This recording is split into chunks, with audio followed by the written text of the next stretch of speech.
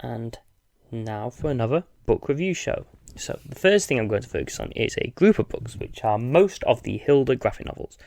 The Hilda books are by Luke Pearson and tell the story of Hilda, a curious girl who lives with her mum and does what any little girl loves to do, which is go on adventures. The twist here is that in her world, yes, there are forests, towns and automobiles, but there are trolls, giants and lightning birds as well. You can watch an animated version on Netflix, which, from the 4 episodes I've seen so far, cover most of the Hilda stories with some variations to fill out the number of episodes in the series. They are ultimately children's books, so great for kids, but I won't deny I love the art style. It reminds me of European comics, in particular the Moomins and other fantasy comics. Interestingly, I assumed that the author might be from another part of Europe, but he turns out to be a Brit. But nonetheless, it's a sweet book that gets across the mindset of little kids, their mindset to the world they live in, and uses the fantasy elements to get it across. I would also recommend checking out the Netflix series as well. The next books I want to focus on is The Tale of One Bad Rat by Bryan Talbot. I'm going to be honest, I was surprised by this book. I say this because after having read another Bryan Talbot book over an 8-year period on and off, called Alice in Sunderland, it took a global pandemic for me to finish it, and for the most part, the book was not fun. That's a story for another time. However, this book, which was shorter and contained more of Bryan's drawn art, was actually really lovely. The story tells of a teenage girl called Helen Potter living on the streets with her only company being a rat. She has a love for Beatrix Potter that ultimately leads her on a journey through parts of England that her favourite author went through. What this book also explores is that Helen has been the victim of sexual abuse. The book is of 2 journeys, that being the journey to learn about her favourite author, but also the journey of understanding what she went through. The book definitely struck a chord with me. It is a book filled with complicated relationships, surrealism and recovery. Helen is a character recovering and processing her lived experiences and is trying to forge a path forward to something better. And the thoughts and memories entwined to create this very emotional tale that I really enjoyed reading. I would recommend it, more so than Alice in Sunderland, by the same author. The next book I want to focus on is The Fables 1001 Nights of Snowfall by Bill Willingham, with illustrations from Charles Vez, Brian Bolland, John Bolton, Michael Wim Kaluta, James Jean, Tara McPherson, Derek Kirk Kim, S.O. Andrews, Mark Buckingham, Mark Wheatley, and Jill Thompson's. The reason why there are so many artists I will explain in a second. But this one needs a bit of a pre-explanation. This book is part of the Fable series. If you go on Goodreads, it's defined as book 7.5. To understand the context of this book, the Fable series explores a world in which all the beloved fantasy characters from fairy tales are real, and once upon a time they lived in their own kingdoms, which we grew up hearing about, until one day a conqueror, only known as the Adversary, conquers these kingdoms one by one, with many dying or imprisoned, and those that did escape becoming refugees in our world, inhabiting spaces like Fabletown, amongst other places on Earth. This story tells through a combination of comic book and pages written and drawn to look like fairy tale books, as well as multiple different sections with different artists, the story of Snow White's experiences in the Arabian fable land as she tries to find allies and also survive a murderous sultan. So firstly, like a lot of the Fable books themselves, this is a gorgeous book. The range of artists allows for multiple tales to be told, with different artists giving each story their own clear identity. They have a range of emotions that come with them. The one that punched me in the gut the hardest is A Frog's Eye View, which features the origin of a prominent character from the Fable series. It is a great book, but reading the Fable series does help you appreciate certain tales more because of their significance. However, I would say that it can still be enjoyed alone. The next book I want to focus on is The Dreamer. This is by Will Eisner. Now, Will Eisner is one of my favourite creators. He was creator of what I think is the definition of the great American graphic novel, that is the Contract with God trilogy.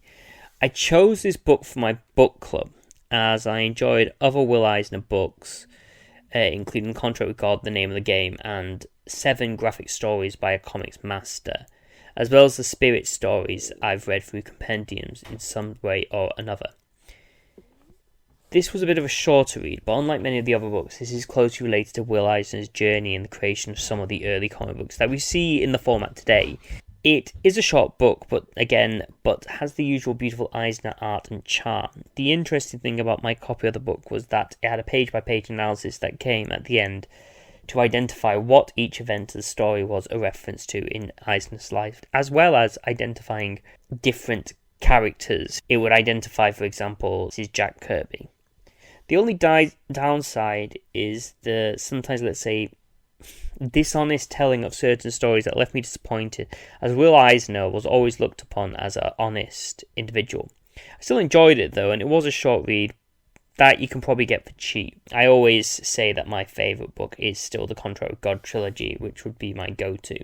The last couple of books, they are The Cats of the Louvre by Taiyo Matsumoto.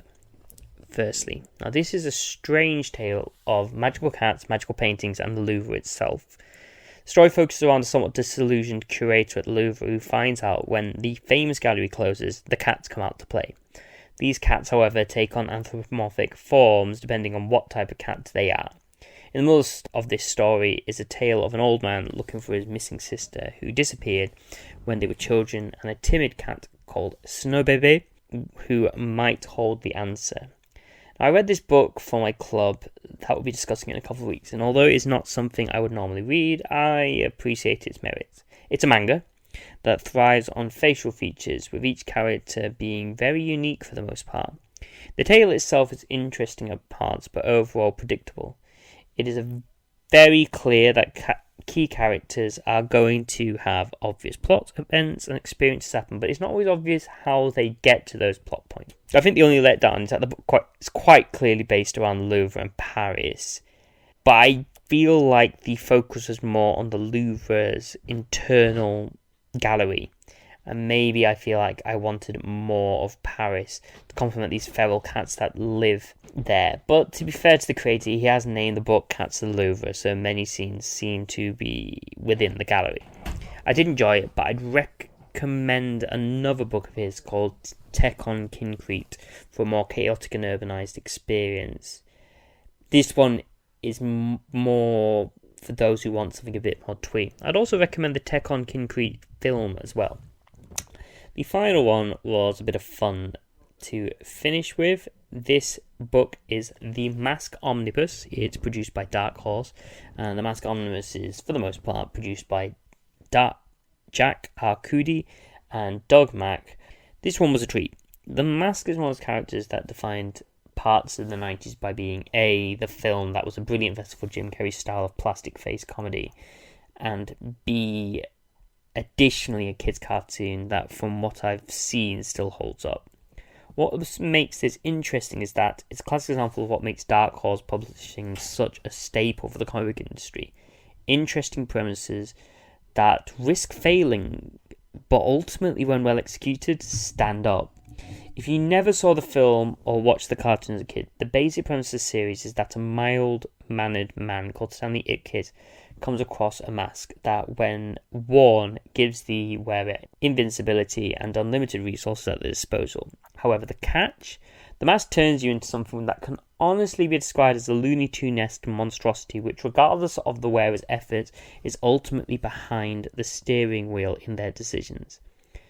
The omnibus shows multiple genres in its execution, in particular horror, comedy, and some crime fiction. The omnibus tells multiple stories which entail different holders of the mask and what they get up to when wearing it. When looking up the writer for the series, I realised that I've read other examples of his stuff. John Arcudi wrote an interestingly dark tale called Rumble, to which at least had a good start in Volume 1. I should really continue with that. He was a big contributor to the Dark Horse Alien comic, and his work will be found in the Alien omnibuses. But a standalone brilliant little tale is Dead Inside, which told the story of a detective who investigates crimes that occur behind bars, that I would definitely recommend. In the case of the pencilist / artist, Doug Mack has done loads in comics. You've already read a lot of it if you're a DC reader. The books he worked on that I recommend are the Seven Soldiers of Victory series and Multiversity. So, that's where I leave it this week. Please leave any comments